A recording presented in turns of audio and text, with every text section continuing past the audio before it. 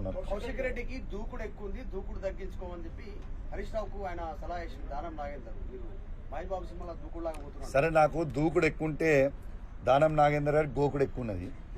So ఈ గోకుడు బంద్ చేసి నువ్వు సిగ్గు శరము లజ్జ మానం ఉంటే నువ్వు ఫస్ట్ ఎమ్మెల్యే పదవికి రిజైన్ చేసి ఖైరతాబాద్ ఎలక్షన్లకి రా, మా ప్రజలు నీకే బుద్ధి చెప్తారు.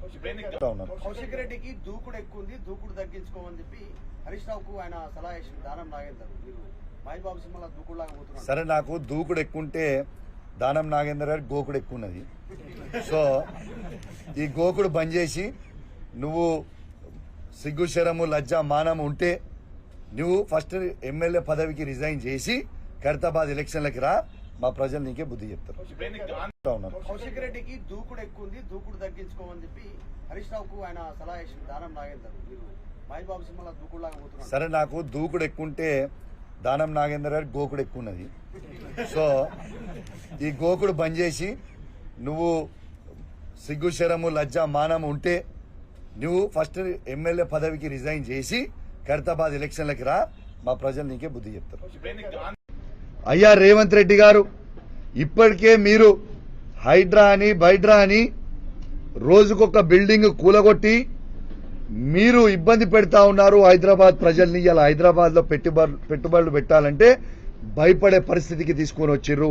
హైదరాబాద్ బ్రాండ్ ఇమేజ్ ని ఇవాళ రేవంత్ రెడ్డి గారు డ్యామేజ్ చేస్తా ఉన్నారు. ఇదంతా ఒక పెద్ద కుట్ర. దయచేసి హైదరాబాద్ ప్రజలందరూ కూడా గమనించాలి. రేవంత్ రెడ్డి గారు ఇదంతా కుట్ర చేసి హైదరాబాద్ డెవలప్ కాకుండా కేసీఆర్ గారు చేసిన 10 సంవత్సరాలలో ఇలా అన్ని ప్రాంతం ఉన్నోళ్ళు, ఆంధ్రోలు కావచ్చు, నార్త్ ఇండియన్స్ కావచ్చు, ఏడు నుంచి వచ్చిన సెటిలర్స్ ని మేము అద్భుతంగా స్వాగతించినాం. అద్భుతంగా హైదరాబాద్ ని ఈ భారతదేశంలోనే నంబర్ 1 సిటీగా తీసుకుపోయినాం. Is is not the truth? ఇలా మీరు చేస్తుంది ఏంది? చంద్రబాబు నాయుడు గారి ట్రాప్ లో పడి, చంద్రబాబు నాయుడు గారి డైరెక్షన్లలో పడి రేవంత్ రెడ్డి గారు ఇక్కడి నుంచి అందరినీ కూడా తీసుకుపోయి అమరావతికి డైవర్ట్ చేసే ప్రయత్నం ఇవాళ స్వయంగా రేవంత్ రెడ్డి గారు చేస్తున్నది యావత్ తెలంగాణ ప్రజలు గమనించాలని విజ్ఞప్తి చేస్తా ఉన్నాను.